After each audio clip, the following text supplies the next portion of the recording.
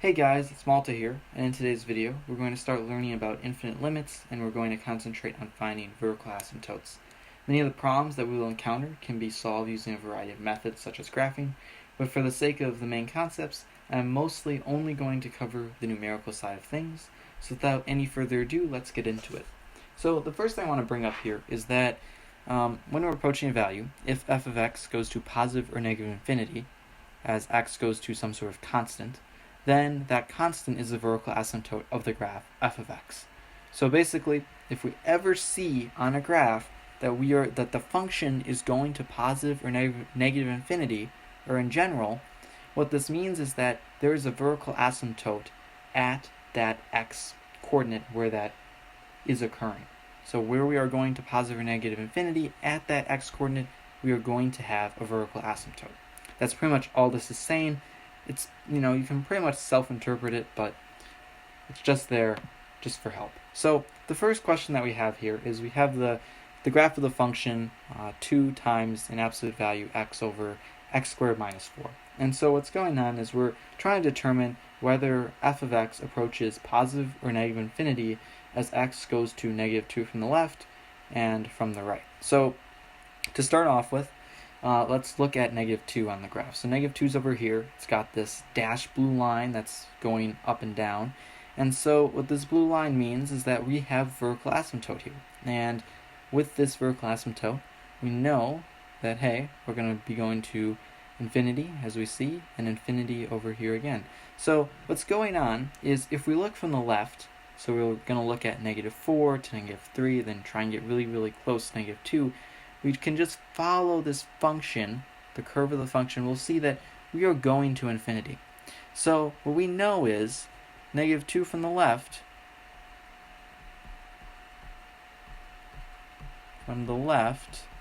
is going to give us infinity. Now let's look at it from the right. So if we look at negative 2 from the right, so let's go 0 to 1 to really, really close to 2. If we follow the curve of the function once again, we'll see that, hey, we go up to infinity once again. So negative 2 from the left, or from the right I should say, from the right is also going to be infinity. So there we go, infinity right there. So alright, so that's that. Alright, so for our next question here, we're looking at determining whether f of x approaches positive or negative infinity as x approaches 4 from the left and from the right. So this type of question here, first thing I want to do is I just want to show you that if we try just doing a basic general limit on this, and we just said the limit, as x goes to 4 of 1 over x minus 4, what would happen is we'd do our substitution, and we get 4 parentheses minus 4, and we'd end up getting 1 over 0, which is equal to undefined. So what this means here is obviously we can't just solve this using a basic limit. We're going to have to use a one-sided limit. So in the case of using a one-sided limit, what we're going to do is we'll say if the limit as x goes to 4 from the right, we'll get 1 over 4.01 minus 4. And so this gives us a result of 1 over 0.01, which is equal to 100. So as you can see right away, just 0.01 away from 4 and to the right, we're at 100. So now what we're going to do is we're going to get a little closer to 4. And we're going to use, in this case, 4.001. So let's do this now. So we get the limit as x goes to 4 from the right, which is 1 over 4.001 minus 4. This is equal to 1 over 0.001, which is equal to 1,000. So as you can see here, just by moving from 4.01 to 4.001, we increased by a factor of 10. We went from 100 to 1,000. And so what we can say from this is that pretty much we increase without bound. And as we get closer and closer to 4, we're going to keep increasing without bound. And so what we know is then we can say that the limit as x goes to 4 from the right is equal to, or of f of x I should say, is equal to infinity. Now what we're going to do is we're going to look at this limit from the left this time, from the left of 4. So if we do the limit as x goes to 4 from the left, you'll see that we end up with 1 over 3.99 minus 4, which is 1 over negative 0.01, which is negative 100. So alright, as you can see, there's some similarities between when we went from the right and when we went from the left. And so, here we were 0.01 above 4, here we're 0.01 below 4. Last time we had 100, this time we have negative 100. So the only difference here is that whatever value we get to the right is going to be the same as whatever value we get to the left, because when we went to the right, we went up by the same factor. When we went to the left, we went down by the same factor. So when I say factor, I mean when we went to the right, we were greater than 4 by 0.01. When we went to the left, we were less than 4 by 0.01. So in this case, you'll see that this is going to play out again. So if we take the limit as x goes to 4 from the left, we'll get 1 over 3.999 in parentheses minus 4, which is going to result in 1 over negative 0.001, which is negative 1,000. So there we go. And so, as you can see, just by going from 3.99 to 3.999, we've gone from negative 100 to negative 1,000. And so what we can say from this is that we are pretty much decreasing without bound. And so then, as a result, we can say the limit as x goes to 4 from the left of f of x is equal to negative infinity. So there we go. So alright, so this next question here is a bit of a pain. They want us to look at the function 1 over x squared minus 9, and what's really awful is they want us to use a table in order to determine whether or not f of x is approaching positive or negative 3 from the left and from the right. So this question, as I said, is a bit of a pain, in part because it's pretty inefficient, but we are going to persevere through it nonetheless. So our first part here is we're just going to do some substitutions. So we're going to have f of negative 3.5, which is just going to be equal to 1 over negative 3.5, this value squared minus 9. I'll extend this fraction bar, and this right here becomes 1 over 3.25, which is equal to 0.308. So that's what we got for this part. That's our y value, or f of x. It's 0.308. So that's the first part done. Now we're going to do f of negative 3.1, which is equal to 1 over negative 3.1 squared minus 9, which results in 1 over, in this situation, we're going to get 0.61. And this right here is 1.639. So there you go. So this is 1.639. Now what we're going to do is, for this next stage, is we're going to look at f of negative 3.01. So we're going to do, once again, 1 over negative 3.01. We're going to square it, and we're going to subtract 9. And in this case, just put a comma here. And in this case, what's going to happen is we're going to get 1 over 0.061. And this is going to be equal to 16.639. So what I want to point out right here is when we went from negative 3.01 to negative 3.1 to negative 3.01, as you can see, this value over here is 10 times as great as this value back here. So what this tells us clearly is that there is some sort of, as we continue moving this value of this 1 out further and further away from 3 and keep adding zeros, that we are going to increase by a factor of 10, which makes sense because when we subtract this, when we square this value and then subtract by 9, the smaller and smaller and smaller that it gets, the greater the final result's going to be, because we're saying 1 divided by that very small number, which is going to produce a very large number.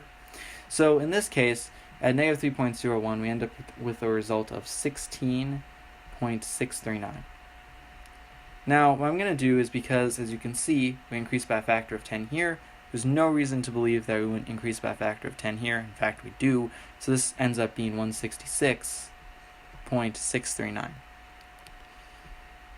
Alright, so now what's going to happen is at negative 3, they put a question mark here because if you were to directly substitute in, you get 1 over negative 3 in parentheses squared minus 9, which would yield a result of 1 over 0, which is undefined. And so obviously we're trying to figure out what's happening. Now, one thing that I'll note is from the left, the question asked, from the left and from the right. From the left, as you can see, we're going to infinity. So from the left, we can say that we are going to infinity. Now what we're going to do is we're going to do the same process, but from the right. So I'm going to start off, and I'm going to say f of negative 2.5. And this is going to be 1 over negative 2.5 squared minus 9, which is going to be 1 over, let me check real quick. So this right here is going to end up being negative 2.75, and this is going to give us a result of negative 0.364. So this right here is negative 0.364. That's a terrible decimal. So there we go. So it's negative 0.364. Now what we're going to do is we're going to take it of f of negative 2.9, which is going to be 1 over negative 2.9 squared minus 9. And this right here is going to end up giving us a result of 1 over negative 0.59, which is equal to negative 1.695. So this is negative 1.695. Alright, so now what we're going to do is we're going to continue moving closer to negative 3 from the right. And so we're going to take f of negative 2.999, which is equal to 1 over 2.999 squared minus 9.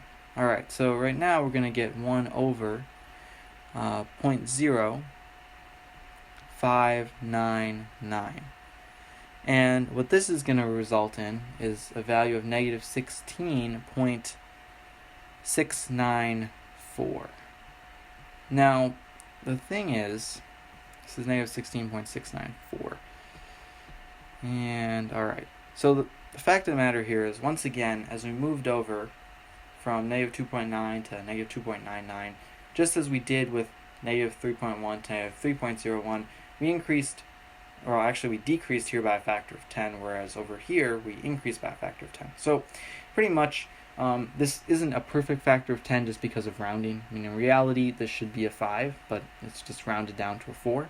So what we can say here is that because we decreased from a factor of 10 from negative 2.9 to negative 2.99, if we go to negative 2.999, we're going to decrease by another factor of 10, and we're going to be at negative 166.695. Your calculator might say 166.694, but we're going to be right here at 166.695.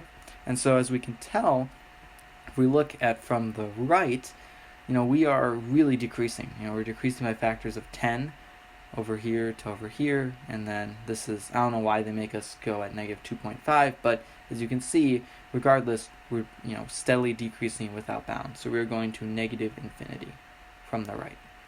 Okay, so for our next question here, we're looking at f of x equals 1 over x squared, and what we're being asked to do is we're trying to find any vertical asymptotes that exist on the graph of the function.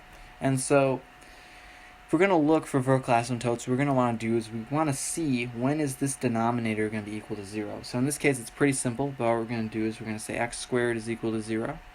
So x is equal to the square root of 0, in which case x just equals 0. So there we go. We can say that there is a vertical asymptote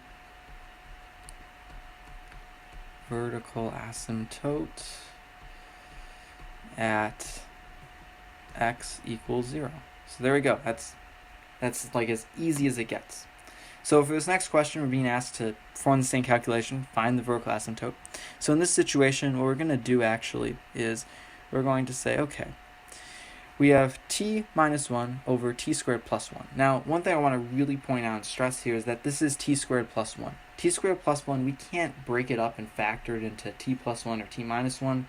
That would only be the case if this was t squared minus 1. So it's important to make the distinction known that we are dealing with t squared plus 1, because I know a lot of people will make the mistake and think that, oh, we can just break this up into t plus 1 and t minus 1, when in reality you cannot.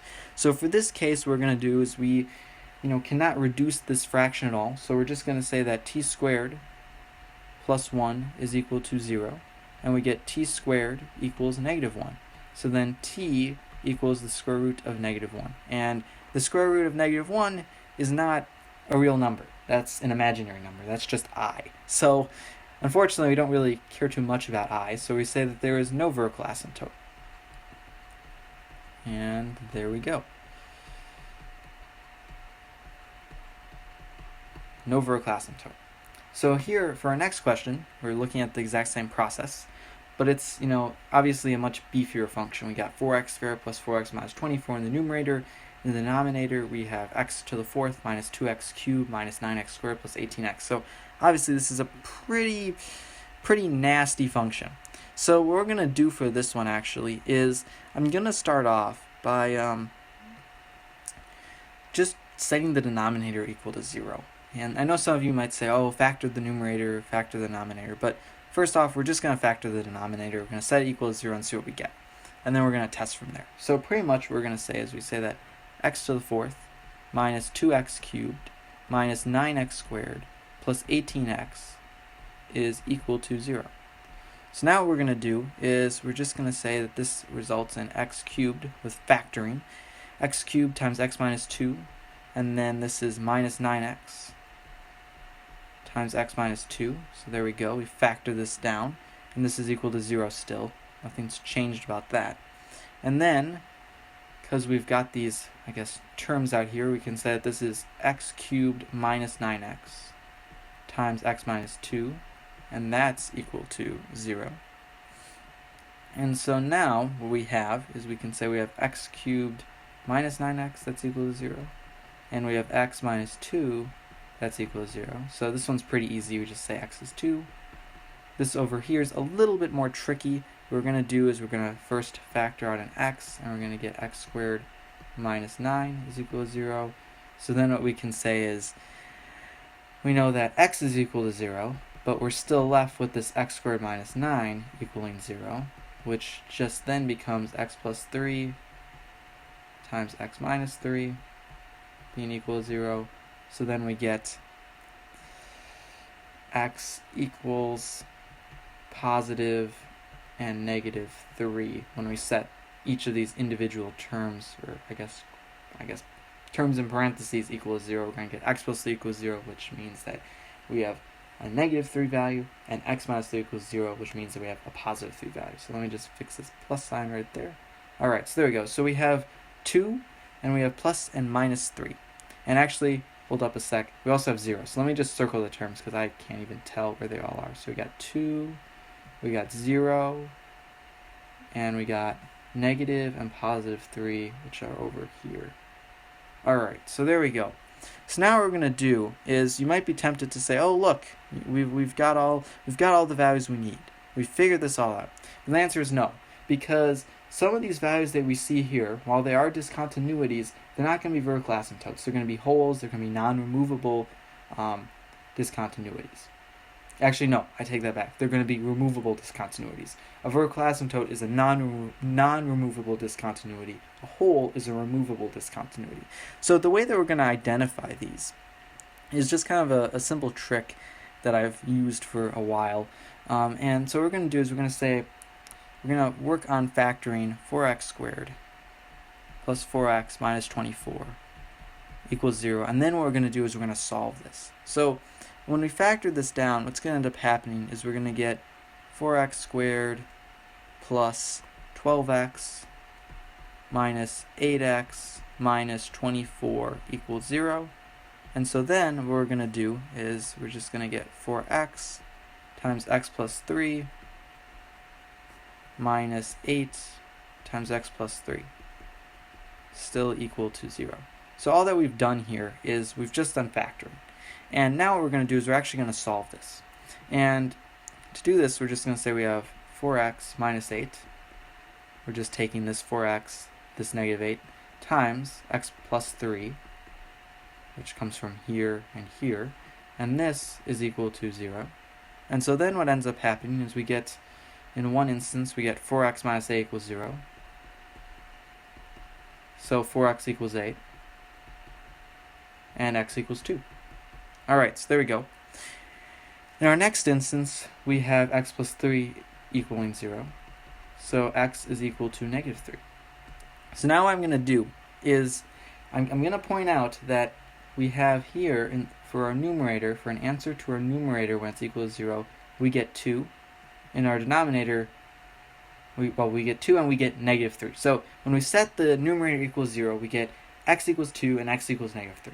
And these two values here are crucial because, as we can see, we had a negative 2 when we set the denominator equals 0, and we also had a negative 3 when we set the denominator equals 0. And so because both negative 3 and negative 2 are both result in zeros in the numerator and denominator, we can say that those points are not going to be vertical asymptotes.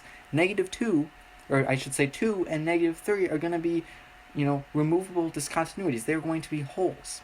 So what we know then is that our vertical asymptotes exist. We have vertical asymptotes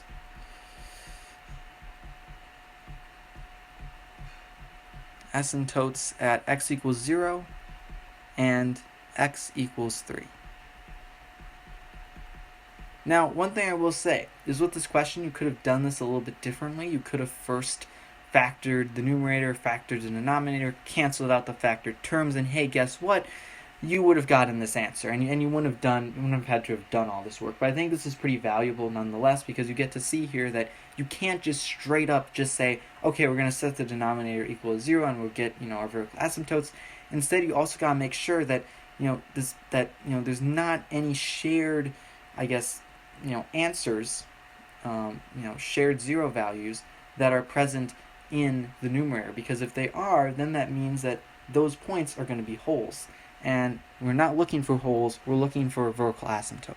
Okay, so in this next question here, we're dealing with this trigonometric function, f of x equals the cosecant of pi x. And so what we're going to do for this question is we're going to graph it. That's what I always want to do with trigonometrics. If we're being asked to find vertical asymptotes, it's always just the easiest to graph it. So if we're going to graph it, though, we got to get rid of this cosecant, because unfortunately, you're not going to find a cosecant button on your calculator. So what we're going to do is we're going to just say that this is y is equal to 1 over the sine of pi x, because you just put 1 over cosecant. And so what ends up happening is if you graph this, you'll find that we have vertical asymptotes are occurring. Vertical asymptotes at, it's going to be at n pi. That's where they're going to occur, where n is an integer. So what this means here is that, let's say we have n is 1, then we're going to have a vertical asymptote at pi. If n is 2, it's going to happen at 2 pi. If n is 0, it's going to happen at 0. And then it works the same way, for the negative values of n, the negative integers. So pretty much with this, I would just suggest graphing it. Alright, so for our final question that we have here, we're looking at this and we're trying to determine whether the graph of the function has a vertical asymptote or a removable discontinuity at x equals negative 1. So what we're going to do here is, to begin with, we're going to factor this numerator. So we're going to say that this is f of x is equal to x plus 1 times x minus 1 all over x plus 1. And in factoring this numerator, we can quickly see that we got this shared x plus 1 term, which we can just flat out remove. So we get f of x equals x minus 1, which is nice because then what we can do is we can know that there was a non-removable discontinuity here because we canceled this x plus 1 and this x plus 1 out. We know that at x plus 1 equals 0,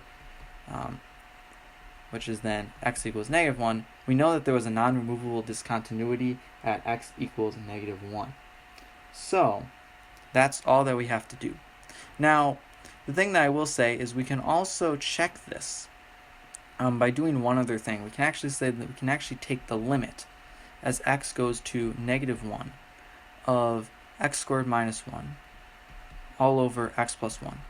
And by taking the limit, we will find out that this was in fact a non-removable discontinuity. So all that we're going to do here is we're going to factor this down. So we're going to get the limit as x goes to negative 1 is x plus 1 times x minus 1. So it's the same thing as we did before, all over x plus 1. And so what's going to end up happening here is we're going to get the limit as x goes to negative 1 is x minus 1, because we cancel this out, and then if we just do some substitution with negative 1 for x, we're going to get negative 1 minus 1, which is equal to negative 2. So clearly, as you'll see here, we've proven that there's a hole because we had these shared terms in the numerator and denominator. We've proven that there's a hole at x equals negative 1, which is a non-removable discontinuity. And guess what? You can also find the limit as x equals negative 1. And so that therefore proves that, once again, this is a removable discontinuity. So I don't know if I said non-removable over here, but regardless, it's a removable discontinuity. We proved that there was a hole, so it's a removable discontinuity. Once again, you could find the limit, so it's a removable discontinuity. So in this case, we'll say that negative 1 is a removable discontinuity. So with that, I just want to say thanks for watching. If you enjoyed the video, please give it a like, and if you'd like to see more content like this, I would definitely suggest subscribing. So thank you for watching, and once again, I hope to see you in our next video.